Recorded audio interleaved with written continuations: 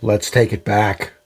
Let's take it way back. I'm talking about Bare Knuckle Fighting Championship #1. That's what I'm going to be discussing here on this video.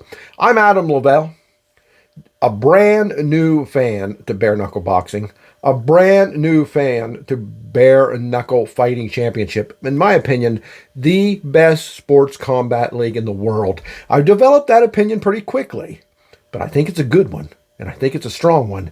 And by God, I think it's true. Let's look at some of these shows. Again, we're jumping back all the way to 2018.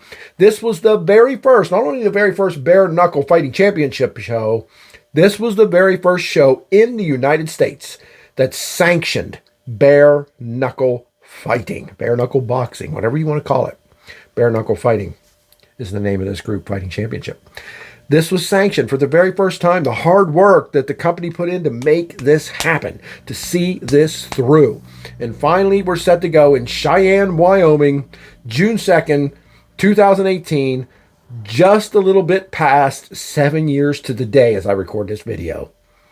That's great stuff. I am so thankful this company is what it is, that it exists, because I love sports combat. I need sports combat. It's a release for me. It's just something that I enjoy more than words can describe. And for the longest time, I've been bored by most of what MMA has to offer. I could go on and on about why that is. And if anyone has questions to me, I'll answer them. You can post them in the comments here. I'll answer them there, or I'll answer them in another video. I'm not really one of those podcasters that like to talk about himself and his life and what's been going on lately before he gets into the heart of the matter. I like jumping right into things. If you care about my life or what I did today or things like that, and like little stories that podcasters tell before they get into the heart of the matter, the meat, if you will, of the platter, you can let me know. Maybe I can throw some things in here or there. But typically, any podcast I've ever done, and I've done a lot in my life. I'm not saying I'm famous or well-known, but I've done a lot of podcasts, YouTube channels, what have you. I just like to talk about the subject matter because that's my favorite thing. If I tune into your podcast or someone else's show, I want to hear about the product, your discussion. No offense to you or your wife or your children or whatever else you talk about. I just ain't into that. I want to talk about fighting. So let's do that. Bare Knuckle Fighting Championship #1 from Cheyenne, Wyoming, June 2nd, 2018. The first fight saw AJ Adams take on DJ Linderman. AJ versus DJ. This was the first fight in a tournament to crown the very first heavyweight champion of Bare Knuckle Fighting Championship. And it was AJ over DJ due to ref stoppage, when one of DJ's eyes just closed and he couldn't get that sucker open. They're not going to let these fighters fight and get injured. They're not going to let these fighters fight if they can't see totally and fully. I'm sure that's part of getting this stuff regulated, which this was the very first regulated and sanctioned bare knuckle fight in the United States. That's wild for me to think about. And these guys, forever a trivia question. AJ Adams defeated DJ Linderman in the first round after he closed his eye with punches and they couldn't get it back open. Then the doctor said, this can't continue. Great way to kick off bare knuckle sanctioned fighting here in this country. So glad that happened. And so glad we get it from Bare Knuckle Fighting Championship. The next fight on this show, Esteban Payan took on Omar Avalier. And this was another early knockout. Esteban Payan took Omar Avalier down at the very end of the first round in a welterweight championship. So this was not part of the heavyweight championship tournament, obviously. The second sanctioned bare knuckle fight. Sensing a theme here? And Cheyenne, Wyoming. This was a good fight. It's hard to say. I know some of you are probably thinking, those of you who don't watch this or just started to watch it like me or are thinking about watching it, so you're checking out a video on YouTube. How is this guy sitting here saying these one-round fights, and the rounds are 2 minutes each, was good? You see, guys, that's just it. In a 2-minute round, right? In 120 seconds, you have got to impress the judges or knock somebody out or down or something, right? You don't have time to piss around. You've got 2 minutes. Now, granted, there's 5 rounds, but guys, that's 10 minutes total. When some MMA matches are 5-minute rounds, 3 5 minutes, 5 5 minutes. No. Even the other bare knuckle league, which is out there, and I'm not ready to recommend yet. I got nothing against them, but they're 3-minute rounds. Okay, so their 5 rounds are 15 minutes. I think that's too long. It's too long. You got to incentivize these fighters to fight, because this is a scary kind of fight with bare knuckles, bare fists, no gloves, no protection. These babies are coming right for your nose and your lips and your eyes and your chin. You got to incentivize them, so you give them 2 rounds. You got to earn your points, guys. You got to earn your knockouts, whatever you're going to do, in 2 damn minutes. You get a little rest, then you get another 2 damn minutes. This is perfect. These guys go for knockouts. These guys go for it all. And Payan took down Avalair by going for it. Avalair fought back. He did not look bad. He just came up on the wrong side of a fight. And it was a good one. In the next matchup, we're up to the third one, Maurice Jackson took on Dale Sophie. And Dale Sophie, very MMA experienced. Now, if you look at the measurements here, this was Maurice Jackson, 6'9", Sophie 5'10", a foot difference almost, 11-inch difference there. Their reach, 84 inches and 72 inches, almost 10-inch reach advantage, and it played into this. I mean, and what was their weight here? 267 Jackson, 269. No, is that 200? I think it's 267. So their weight, 269. So Sophie was actually a little heavier here. But the much bigger man, a foot taller and a much longer reach, he gets the win. He knocked Dale Sophie loopy in the first round, and the ref had to stop it. I mean, 1 minute and 10 seconds in, the ref had to step in and be like, no, this can't continue. It's the third match. It's ended in the first round, but it's still been exciting. How did these guys get so banged up that it's ending in the first round? Because they're hitting each other with bare fists as hard and as fast and as powerful as they can.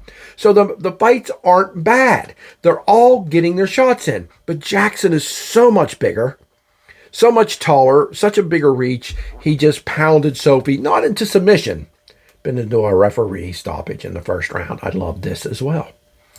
Okay, then we had the next match. Reginald Barnett Jr. took on Travis Thompson for 5 rounds. Yes, we finally had a bout that went 5 rounds and led to a unanimous decision for Reginald Barnett Jr. Again, this was an excellent fight. Both of them went back and forth for quite a bit. If I remember correctly, I think Travis Thompson is from my neck of the woods. He's definitely from Pennsylvania. Forget what town they said, but it's generally in my region. I'm in Hershey, Pennsylvania.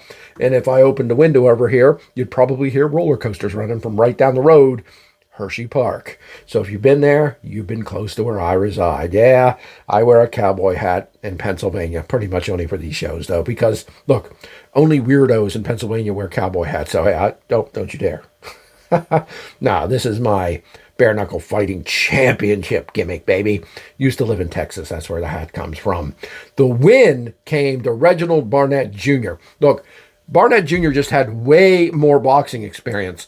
Thompson has a lot of MMA skill. He has a lot of takedown, ground and pound skills, no doubt about it. That's his master class. But the boxer, and this is a boxing match, bare knuckle fighting, boxing is what it is. You know, there's some dirty boxing, of course, that's allowed, which is great. And Barnett just kept Thompson at a distance. Thompson couldn't get in, and Barnett Jr. just pecked away at his face and his shoulders and his chest and his midsection and took him down by unanimous decision. A 5-rounder, a good solid one, not a boring one, in this fight here. Good, positive, fun stuff. And the next matchup, the next fight saw Johnny Bedford take on Nick Mamalis. This was another, guess what? Refs stopped their fight toward the end of the second round.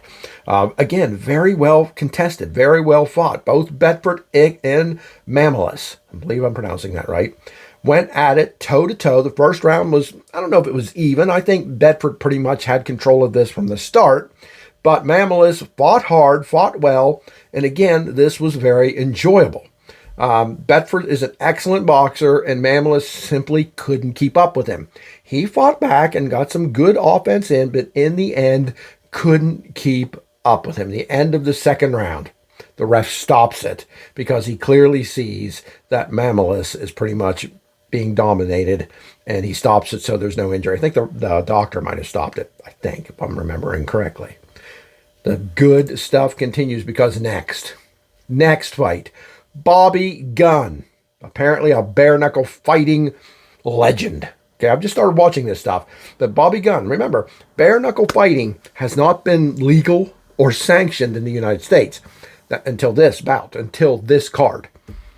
That doesn't mean it wasn't going on. It's been going on for many years. I mean, it's been going on back in the days. Guys fought like this, right? That was their stance, the old-fashioned, 1950s, 40s stance. So it's been going on for a long time. Finally, it's sanctioned and made legal, and they invite Bobby Gunn in. He is considered pretty much the heavyweight champion without a title, because if it's not sanctioned, there's not going to be championship belts, right? This guy, I forget his record. It was something insane, like 30-0 or something like that. Sometimes I should write details like that down or put them in my notes on my computer here, and I don't. So to forgive me for that. Maybe I'll get better at this as I go. Shortly, I will. But Bobby Gunn is just incredible. 5'11", only 217 pounds. 44 years old. His opponent here, Costa Jr., is 37 years old, so quite a bit younger than the legend Bobby Gunn, but this was a joke. And no offense to Costa, my brother. No offense. No offense. I really don't mean offense, but Bobby Gunn destroyed Costa Jr. with body shots and one big blow to the head. Costa fell twice in the first minute or so of this fight, and it ended in 40 seconds, so less than a minute. He fell twice within 40 seconds, and it was over. Bobby Gunn just completely overpowered him and overwhelmed him. Again, no offense to this gentleman. Irino, I think, Beto Costa, I think is how you pronounce his name. I could get that wrong. I struggle with foreign names. Be alerted to that. I'll work on it. But Bobby Gunn showed why he has the incredible reputation that he does in bare knuckle fighting by getting a 40-second win here. Now, if you think 40 seconds is quick, damn, Adam. Did the other guy even get any offense in? Not much. Not much. But you want to talk about no offense? Next, we had Sam Shoemaker win with a first punch knockout in 18 seconds over Eric Prindle.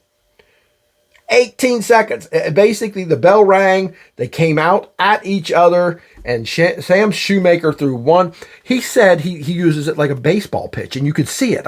My still shot here that's going to be here, maybe you'll see it somewhat. But it's like he reared back. He didn't wind up completely like a pitcher, but it's like after a pitcher winds up and the arm's cocked, that's where this guy's fist came from, and he threw it like he was throwing a baseball 100 miles an hour. Nailed Eric Prindle in the head. Lights out. It's over. 18 freaking seconds. Damn. Now, Eric Prindle, what a sportsman. And Sam Shoemaker, too. These guys embraced, and when they held Shoemaker's hand up at the end, Prindle, his opponent, grabbed it with the ref and held it up, too, and they embraced, and it was really an incredible scene of sportsmanship. Prindle was not angry, probably a little humiliated, but jumped up and accepted his loss and brushed himself off and made me a fan even though he lost in 18 damn seconds to Sam Shoemaker. Unbelievable. Moving on, we had a women's match here. Now, sometimes, it can be a little cringy when you see women fight and get bloody. But look, suck it up, Buttercup. These women are adults and they can make whatever decision they want. And they're tough as hell and fast as lightning. And that was the same with Alma Grace taking on Beck Rawlings. Beck. Damn it, Adam. I'm not the one who got punched in the face. Beck Rawlings, formerly of the UFC, pretty well-known fighter, especially back here in 2018. And she won this matchup against Alma Grace. But Alma Grace was a spitfire, man. She was out there throwing down. She was scrappy, but she couldn't answer the bell for round 2. She wasn't knocked out. I don't remember. I don't know if the doctor stopped it. Probably. Usually when someone can't answer the bell, they tell the doctor that. The team tells the doctor that. The doctor then tells the ref she's not coming back out. So that's what happened here. At the end of round 2, we're getting ready for round 3. Both of these women are bruised and bloody and battered after the battle that they've had for an entire round, and they're getting ready to go for another one. They had 2 rounds. They're getting ready to go for a third round. They've just been uplifting and watching their spirit and watching their battles and watching their ability to take punishment the way that they did. But no, unfortunately, Alma Garcia cannot answer the bell for the third round, giving her winner by technical knockout to Alma Grace in an excellent women's fight on this show. Folks, we're 2 fights away from the end of this show. It has flown by. I have loved it. I have enjoyed it. Surely you can tell as I talk about these fights. But next up, I'm going to spoil this a little bit right now. This was the fight of the night. I absolutely loved this. I was practically ready to jump up and down out of my seat in the middle of my basement studio when Joey Beltran fought Tony Lopez in a 5-round fight where they literally pummeled one another. I mean, these guys were both literally, folks, and when I say literally, I'm trying to tell you I'm not using hyperbole here. These guys were bloodied and battered as if 2 Civil War soldiers met in a field with unloaded guns and had to go to fisticuffs. This was just incredible. I don't know how both of them remained standing. There were times where you thought both of them were going to crumple and go down. Beltran took a beating numerous times. Lopez took a beating numerous times. Lopez, with his very long hair, had to keep wiping it out of his face. I think that contributed a small bit to his inability to get a little bit more done. I do think about it. These women who fight braid their hair skin tight, you don't want your hair in your face. I'm no professional by far, but I just think next time maybe he could get the hair back a little bit better. Because it actually annoyed me a little bit watching him wipe it out of his face 3, 4, 5 times. But, my God, what a fighter. I'd never say it to his face. My God, these guys are scary good. I can't believe they decided who won this match. It went to Joey Beltran, unanimous decision. I guess Tony Lopez took a little more punishment than Beltran. But what this fight shows you is when we don't get a first, second, third round knockout, which is very common. But when we don't, this shows you what a 5-round fight can be. That it can be just as exciting as a 1, 2, 3 round knockout fight. It can be just as entertaining as a short fight where a guy gets his ass kicked quickly. It can be just as exciting as a 1-punch knockout to start the fight. Because this was, I would say it was more exciting than all these fights. And all of them were damn exciting. Wow. Incredible here. This is an absolute must-see. This is the type of fight that you show somebody why you're such a big bare knuckle fighting fan. You show them this. And if this doesn't convert someone, if you get someone who's a boxing fan, an MMA fan, and you show them this fight, and it doesn't convert them to a bare knuckle fight fan, nothing's going to. They're a lost cause. But I think you'll win a lot of people over with Beltran versus Lopez from Bare Knuckle Fighting Championship #1 in Cheyenne, Wyoming, that Joey Beltran won by unanimous decision. Incredible job, guys. Now, unfortunately, we're at the main event. Why are you saying that, Adam? Why are you saying unfortunately? Well, #1, it means it's over. #2, worst match of the show. Not a bad fight. Not a bad fight. I said match again. Again, as a former pro wrestling fan, I'm going to say match a lot. I'll get past it eventually. Rico Rodriguez, former UFC heavyweight champion. You got to give the guy his cred for that, like UFC or not. Versus Lewis Ramsey, who I can't tell you a whole lot about. Don't know much about him. It was a 5-rounder as well, but it was pretty slow, kind of prodding, and a little bit boring. I won't call it a bad fight. I enjoyed it for what it was. But it was a slow, prodding, less exciting fight. It just was. I think Rodriguez was a little afraid of being knocked out. And of course, everybody in these fights should be a little afraid of that. But Rodriguez, having the amazing reputation that he does, didn't want to get put on his ass by Lewis Ramsey, right? No offense to Lewis Ramsey. I don't know him. I can't tell you much about him. He's a big, strong guy and rocked Rodriguez a time or two. But Rodriguez didn't get a cut, didn't get a bruise in his face. He was clearly, and you can say he's smart for this. Of course you can. He's trying not to get hit. Rather than go in for the kill, which I think he maybe could have gotten, He was willing to make it go 5 rounds and win by points, and that's exactly what happened. Again, good, decent strategy. I'm not saying they were lazy in any way. They didn't just circle around each other the whole time. They threw strikes. But after all those incredible fights before this, 9 of them, which were awe-inspiring, especially the one right before this, match of the night, they had a lot to live up to, and I just don't think they did it. Again, wasn't bad, just wasn't anything compared to the first 9 before it. Rodriguez wins by points unanimously, which I think was his goal at the end of this fight. The whole show is, as a total, 9.5 out of 10. I'm going to start ranking these. I still got to learn. There's still things I got to come to understand about these shows and about these fights. I'm a noob, if you will, but I'm going to start rating them. They're all going to be high because I love them all. I'm taking a half a point off for that main event. Not bad. A 9.5 is still amazing, so I'm not punishing them that bad. I can't get enough of this. I can't get enough of this. My next show, of course, is BKFC number 2. I'll be watching that tomorrow and reviewing it. If not tomorrow, the very next day. I'm going to do as much as I can, as often as I can. This is a very busy month for Bare Knuckle Fighting Championship, so watching the actual current day product is going to take some time away from me recapping these old shows. But I'm going to do it because, damn it, I love it. I can't get enough. I'm Adam Lovell. Please subscribe to the channel. It's new. And I know this is a niche product and only so many people watch bare knuckle fighting. And I fall into the category of not liking things that the mainstream likes. I'm not into UFC. I'm not into Bellator. I'm no longer into WWE and shit like that. I like the niche stuff that is incredible and different and badass. And if that means I don't get big numbers, that's what it means. But please give me your support and subscribe to the channel. I would greatly appreciate it. I'm just trying to do everything I can for a company that I think is doing a lot for fight fans.